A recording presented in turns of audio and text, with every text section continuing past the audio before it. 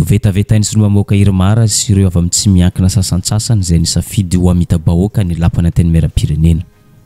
Nisafidy ny lelaka amin'ny Prime Ministre lehibe ny gouvernemanta sy Flo Andrajoelina izy ireo na dia hiaro ny tongotra ny vahoaka aza no nifidiana azy ireo tany amin'ny distrika nisy ny tsirairay.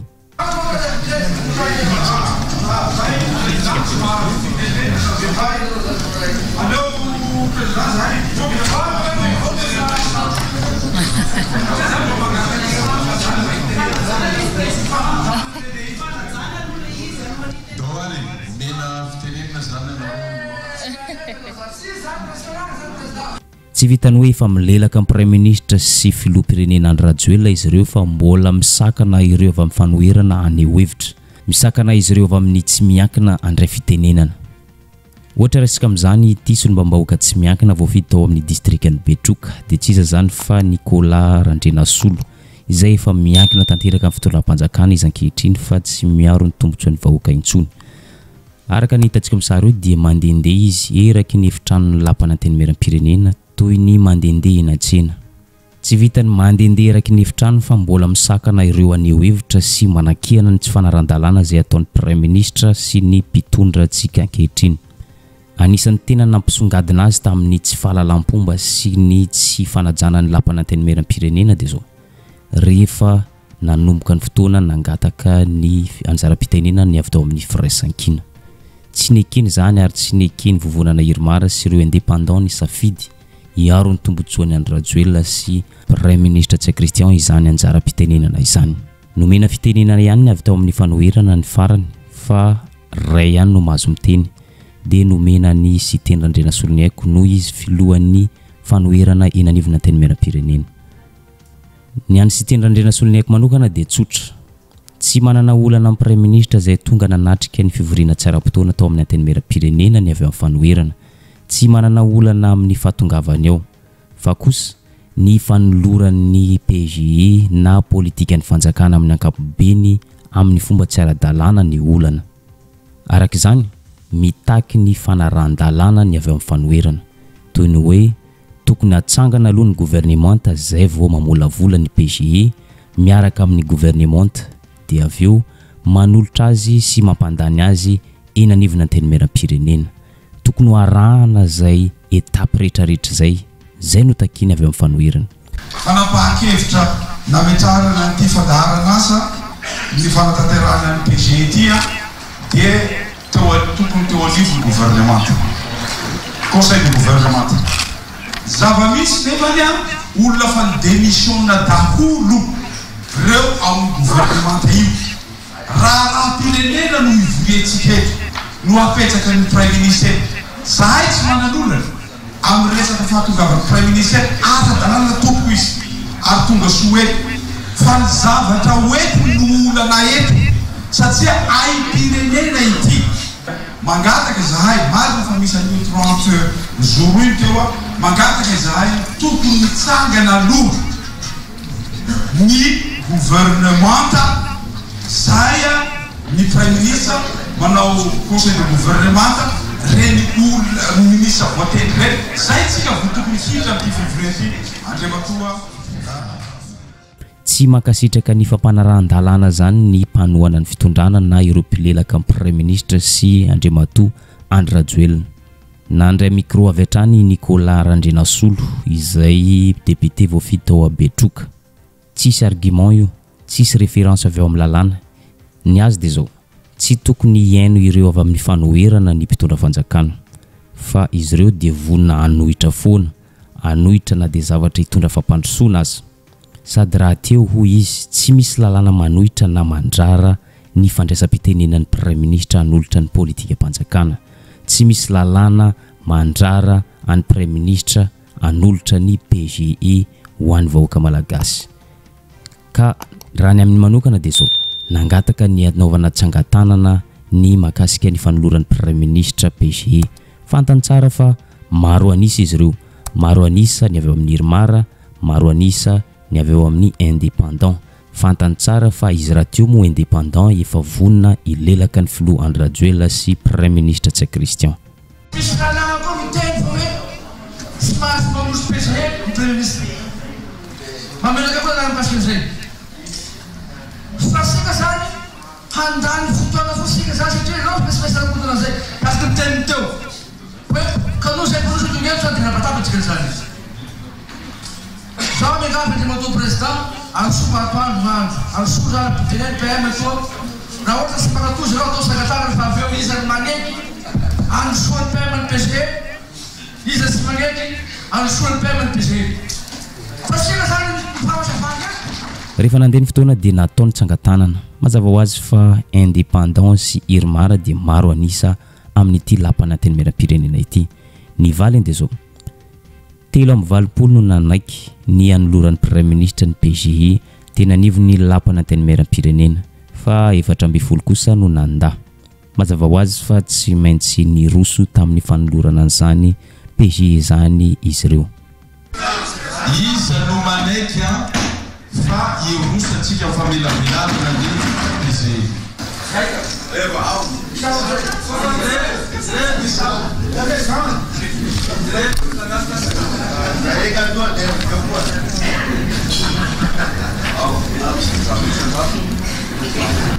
Trente-huit, 45. dia izy no tsy manaiky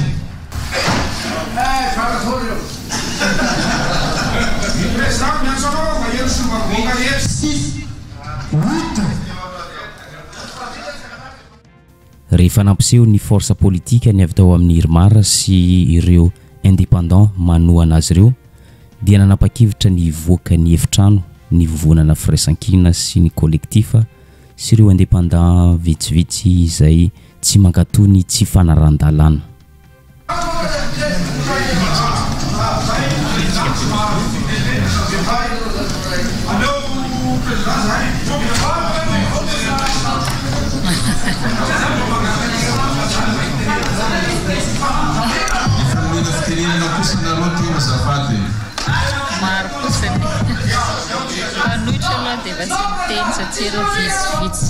Andriamatoa voalohany antenimera-pirenena amatosy andriamatoa isany mpitambana amin'ny biro maharitra ny antenimera-pirenena andriamatoa sy andriamatoa isany sombavahoaka ny Madagasikara andriamatoa sy andriamatoa isany mpiara-miasa nareo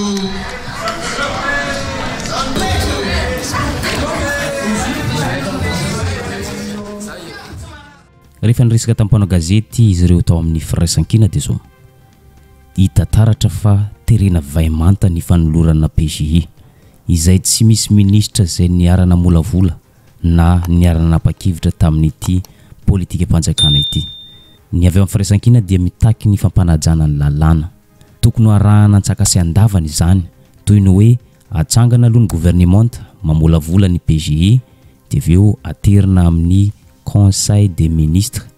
de azay voatolotra eny anivona ny teny meram-pirenena fa maninona ny raha androany zay aim-pirenena programme de mise en œuvre ny politique générale de l'État no tereniko matahoatra an'izao fotsiny manitsakisaka ny lalam-pandrenana manitsakisaka ny lalàna ny zavatra voalaza ny lalàna sy expédition en affaires courantes zany programme de mise en œuvre zany ny ministre no manatanteraka an'izany ary mitondra an'izany eo anivon'ny conseil de gouvernement dia zavatra hitatsika zany androany hoe tereko masaka ary tapenambavy izay tsy avela miteny ny anankiray ihany ny avela miteny tsy iray tsy kobakoba amin'izany izahay te amin'ny vondrona firaisan-kina ny député ny firaisan-kina tsy olony tsy iombokevitra amin'izany fanitsakitsana ny lalàna zany zay rehetra zaiky mitovitovy amin'izay ihany koa ny resaka novoiziny sy tendrandrena soloniaiko raha nyresaka tamin'ny mpanao gazety izy ireo tandritra ny fotoana ny voany izy ireo ny efitrano ny anteny meram-pirenena hita taratra ho izy tendrandrena soloniaiko fa ataony mpitondra kitoto ny fitondrana firenena ataon'izy ireo antsirambana ny famahana ny olany vahoaka tsy misy fampandrosoana antenainy eo raha tsy manaja lalàna ny mpitondra raha tsy manaja lalàna ireo tompona ndraiky mpanjakana isam-baratongany article 66 io ny olana tsy PM tonga ato aminay handeha hiprésenter ny fandaharana asany PGE zany nefa vita tamin'ny conseil des ministres zany PGE zany fa tamin'ny janvier tamin'ny 17 janvier vita le izy 10 raha tsy 10 o 10 juillet teo angambany fa nametra-pialana ireo ary zavatra kototo ohatran'izany no mahapotika an'ity firenena ity ary ka izahay tompoko tsy teo tompona ndraikitra amin'izany zavatra zany ary zay indrindra no nivoana sanatsy ny vavaladilela tsy hoe miala député zay aoka zavatra resaka fa tsy teo tompona ndraikitra amin'ny zavatra lazainao zahay satria mbola tsisy ny gouvernementa amin'izao fotoana zao ary ny antony no nanemorana aniny fividianana communal iny inany na dia maro azy any avy amin'ny fanoherana nandre fanampan-kevitra hivoaka ny efitrano igasikara fenisoa amin'ny maha indépendance dia nijanona tao amin'ny efitrano anome valin-kafatra ireo député izay tsy manara-dalàna tsy mahalala fomba tsy manaja ny asina antenimieram-pirenena nanome valin-kafatra manokana mivantana amin'ny Nicolas Randrenasolo izy sy ireo député avy eo amin'ny Irmar izay tsy mahalala fomba tanteraka misakana ny avy eo amin'ny fanoherana misakana ny indépendant tsy aneho hevitra tsy andray fitenenana ao amin'ny lapan'ny démocratie eny anivona antenimieram-pirenena aoka zava hoy gasikara fenisoa fa lapan'ny démocratie ny lapan'ny antenimieram-pirenena tsy misy olo afaka hanakana olona hiteny eto fa manana zo daholo ny sombam-bahoaka tonga manatrika ny fivoriana ankoatr'izay nametraka fanontaniana mivantana amin'ny premier ministre lehibe ny gouvernementa dia tsy iza zany fa tsy Christian manoloana ny fanitsakitsahana ny lalam-panorenana izay ataon'izy ireo toy ny hoe mangataka fanazavana mahakasika ny andininy avy eo amin'ny lalam-panorenana toy ny avy eo amin'ny 9 9 raha voavalinao ireo hoy gasikara fenisoa tamin'ny premier ministre tsy Christian dia miatsara ny fifandraisantsika ary miatsara trany ny fiara-miasa eo amin'ny député sy ny premier ministre sy ny gouvernementa famariana voalohany dia mialatsinanao dia matosony marobahoaka fa lapa démocratie ity fa tsy lapa ny groupe parlementaire na lapa maro anisy kanisakisa solo marobahoaka dia manana anjara fitenena faneketsika zany hatrany voalohany raha ohatra ka mandray fitenena na tenanay tsy misy idirana asa fanaova-gazety fa ny zavatra natako anao raha manana taxe ao nanankiray azy na réglementerena fa somazo mazay fitenena sombamboaka dia tsy mety zay zany no zavatra anankiray fanamariana ka izao no tiako hoentina dia matofoloha isika ty fanalohanao ny penao peze eo avoanitia ny amin'ny fanarana amin'ny lalam-panorenana dia ny adininy fa enan-telopolo fa enam-bepolo any adininy fa tsy fantalina mahitsy no afahameraka izay zavatra zay raha ohatra ka mba afafahinao zay any batopona ministre dia afahasika manolo fiara-miasa ny abetika voany zany dia tsy mampiministre anao fa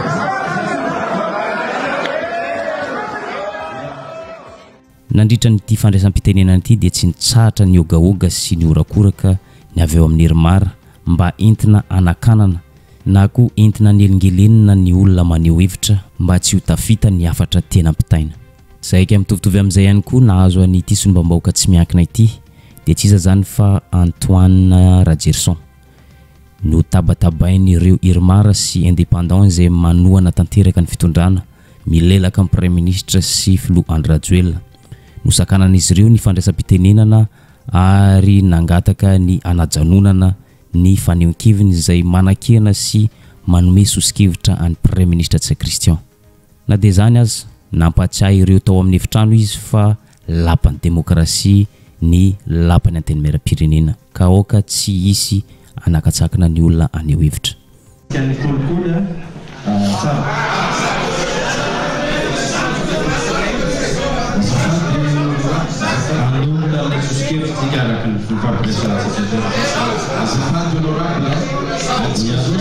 resaka fomba fiasa fomba tsika alorana le sosikevitra zafara fa rehefa veo ho avy ihany zay dia raha ny avy aty amiko manokana aloha zany a mahakasika an'izay a dia mba ahafahantsika manaja an'ilay mahalapa ny démocratie any ity atoerana misy atsika ity a dia tokony ho ataontsika eto a ny ady hevitra rehetrarehetra sy ny sosikevitra satria raha ho zaraina aparimailakna zavatra sala am'zany a izany amaky sy jereny io tsisy malala isika zao manaraka antsika ny rehetrarehetra misy point maromaro tokony resamy reto dia nefa lasa tsy voaresaka indraika dia zay ngapasosihevitra monsieur le président. Rehefa nivoaka ny hevitrano i Gasikara Fensoa dia naneho hevitra tampanao gazety nilaza izy fa voaporofo fa tsy lapan'ny demokrasia ny lapan'ny antenimieram-pirenena ankehitriny fa lapan'ny maro anisa. Mampiseho forsa politika ny avy ao amin'ny mpitondra fanjakana, mampiseho ny forsa politika ny irmara sy ireo indépendant mpisolelaka. Araka izany tsy lapan'ny demokrasia ny ao amin'ny lapan'ny tsimbazaza fa lapan'ny maro anisa hoy izy. Anisan'ireo solombavamboaka nangataka fitenenana dia tsy nahazo an'izay anjara fitenenana izay moa ny tenako dia manaporofo aloha zany androany fa tsy lapan'ny demokrasia ny atao fa lapan'ny maro anisa no iantsona ny tsimbazaza androany. Averiko tsara voaporofo androany fa tsy lapan'ny demokrasia to tsimbazaza fa lapan'ny maro anisa satria rehefa mangataka fitenenana ny solombavambahoaka dia notapahana natao sangatanana nafahana amroso ny safidy no mbola hijanony eto ary andro hatramin'ny farany ny fanolorana an'izy io satria ny solombavambahoaka moa dia samy manana ny safidiny tsy manaky ny tsy farana an-dalàna Gasikara Fensoa ary miandry ny valiteny mazava amin'ny prime ministre. Araka izany rehetra izany dia niroso tamin'ny fanolorana PGE ny prime ministre tsy Christian ary tsy ny fanalavitra tamin'ny PGE izay notolorana tamin'ny volana janoary 2024 lasa teo. Araka ny lahateny izay nataony dia mifantoka amin'ny teboka telo ny PGE amin'ny tindra mitoraka ity. Dia ny voalohany loharanokarena mifototra amin'ny mahaolona fampiroboroboana ny indostria ary fahaiza mitantana. Araka izany rehetra izany dia fampihenana ny fahantrana no tanjona, fanatsarana ny farim-piainan'ny vahoaka malagasy, ny fampiakarana ny ari-karena fahobe, famoronana asa fahobe, fanatsarana fitantanana mba hanatrarana ny fahatarana nandritra ny 80 taona nazahoanantsika fahaleovantena. Andriamanitra filoha plasy tokovavy amin'izao fepotona ampiasan'ny filohan'ny repoblika efatra amby roapolo sy arivo valo amby roapolo sy roa izao dia ny fampihenana ny fahantrana, ny fanatsarana ny fahefa-mividy vahoaka, ny fampiakarana ny ari-karena fahobe, ny famoronana asa, ny fanatsarana ny fitantanana mba hanatratrarana ny fahatarana ny fanosoana eto amintsika no lahara-parimeha. Io zany dia iompana amin'ny andro telo lehibe ny politika akapoben'ny fanjakana hatanteraka ireo tanjonareo ka izara telo ary zany ny famelabelarina etony anatin'ireo lohahevitra reto ny loharanokarena mifototra amin'ny olona, ny fampiroboroboana ny indostria sy ny fanodinana ara-toekarena ary fahatelo farany ny fahaizana mitantana. Zao inona ny mety ho antony dia hisokatra amin'ny politika hafa ty sa hijanona amin'ny mpanoana fitondràna andraso valiko izy andraso fantatro avao fa ny filohan'ny publika dia fa niteny mila fotoana izy aokatsika mba hieno ny teny filohan'ny publika. Nandray fitenenana ihany koa ny filohan'ny antenimieram-pirenena izay manohana tanteraka ny tsy fanaran-dalàna izay ataon'ny prime ministre tsy Christian sy ireo mpitondra miaradia aminy. Nilaza izy fa mankasitraka ny ezaka ataon'ny fitondram-panjakana rehetra, tsy misy afaka milaza fa tsy miasa ny fitondram-panjakana. Mandroso i Madagasikara araka izany hoy izy fa kosa azo ekena fa mbola betsaka ny zavatra tratrarina, mbola betsaka ny asa atao fa kosa tsy azo atao ny milaza hoe tsy mandroso i Madagasikara satria efa betsaka ny ezaka nataon'ny fitondram-panjakana. Araka izany nanome fampahirezana manokana ho an'ny prime ministre tsy Christian sy filohan'ny repoblika izy. Fitondram-panjakana kosa dia mahita izay efa mitohatra ny asa fampandrosoan'ny Madagasikara fa tsy araka ny filazan'ny sasany hoe tsy misy raha mandeha eto amin'ny firenena. Na dia mbola betsaka aza ny ezaka tsy maintsy ho atao, hita sy tsapa kosa fa miasa ny fitondram-panjakana ary misy ny vokatra azo tsapain-tanana amin'izany. Koa misaotra anareo amin'ny mpanatanteraka tamin'izay rehetra vitanareo amin'ny fampandrosoana ny firenena. Andriamatoa prime ministre lehibe ny gouvernemanta mampahery sy mamporisika anareo kosa izay ato amin'ny antirmeram-pirenena mba hanohy sy hanamafy hatrany ny ezaka izay efa nataon'ny fitondram-panjakana amin'ny fanatsarana ny orinasa jirama mba hampiena hatrany ny fahatapahan-jiro amin'ny toerana sasantsasany eto amintsika. Fanampin'izay tsy irery ny mpisolelaka ao amin'ny fitondrana fa maro izy ireo no manohana ny fandikan-dalàna sy ny fanitsakitsahana lalam-panorenana. Araka ny fanehoan-kevitry Tinoka Roberto dia zao ara-dalàna ny fanoloran'ny Premier Ministre Tsy Christian ny PJI satria rehefa tonga ny 30 andro aoriana nanendrena azy dia tsy maintsy miroso amin'izay izy, izany hoe manara-dalàna tsara izy, sady ny vahoaka raha teo efa sahirana ka tsy tokony hampiandrasana ela avelao hiasa ny fitondrana, sady ny mpanohitra raha teo izy dia tsy misy afa-tsy ny hanohitra na dia zavatra hitondra fampandrosoana azy. Efa natolotra tamin'ny fahafito amby folo ny volana janoary tamin'ity taona 2024 tia teo amin'ny Conseil des ministres ary fanlanina zany zavatra zany. Misy moa te hanao remise en cause androany hoe tsy mitsanga ny gouvernement. Ny tena izy tsy misy vide institutionnel eto. Zany hoe misy continuité de l'État mandeha foana zany eo. Ny député koa raha teo vaovao. Ny Premier Ministre ny tendrena vaovao, natolotra vaovao. Rariny zihitsy zany lay fivoriana androany raha nisy zay fanolorana zay. Nisy nivoaka teo populisme reny. Anazy ny anazy ny eto amin'ny tany sy firenena tsy maintsy mandroso ny vahoaka tsy afaka hiandry anao mivoaka ny trano fivoriana sanandro sy anao zay saim-patanao satria mpanohitra anao dia tsy maintsy hoe tsy mety dolo zavatra atao rehetrarehetra. Saika mitovy amin'izay ihany koa ny fanehoan-kevitry solombavam-bahoaka voafidy tao Fianaratsoa Marie Michel Saondrary Malala. Ara-dalàna tsara ny fanoloran'ny Premier Ministre Tsy Christian ny PJI ary izany zavatra izany dia mifototra amin'ny andininy 7 izay maniry ny Premier Ministre hiasa sy hanolotra ny PJI eny anivona teny meram-pirenena. Noho izany mandika lalàna Premier Ministre raha toka tsy manolotra zay PJI zay eny anivona teny meram-pirenena. Arak'izany ara-dalàna ny fanolorana PJI 30 andro aoriny nanendrena ny Premier Ministre Tsy Christian. Lalam-panorenana no ao amin'ny andiny 7 no mibaiko ny Prime Ministre lehibe ny gouvernement no tonga eto anatrehany anteny meram-pirenena mba anazava n'izay fandaharana asany izay entiny ampiarana ny politika akabeany fanjakana. Rehefa mamaky ny lalam-panorenana raha io andininy io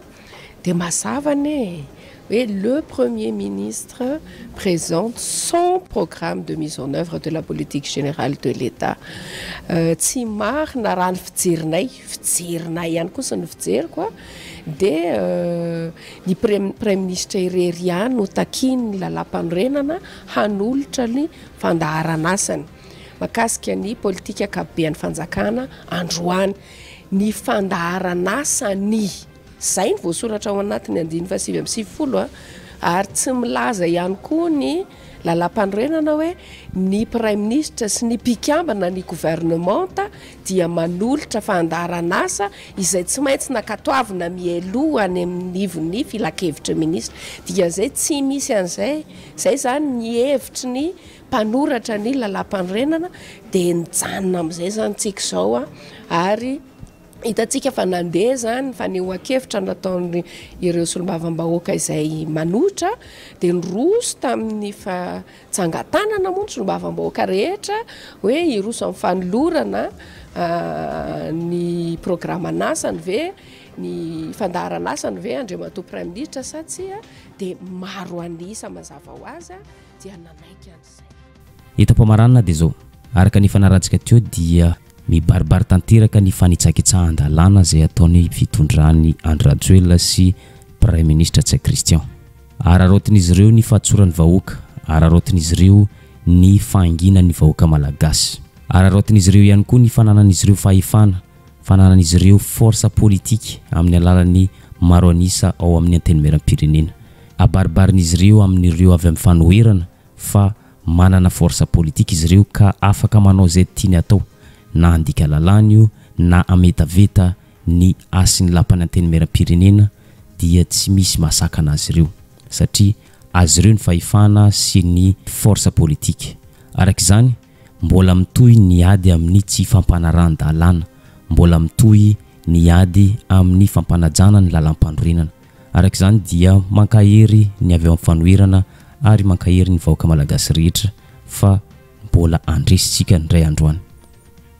Noho izany oharantsika miandalana eo ny mety ho toy nyity rara politika ity ary zay ihany koa mamarina ny videontsika androany aza adino misabone sy manisy zay amin'ny videontsika amanaraka indray.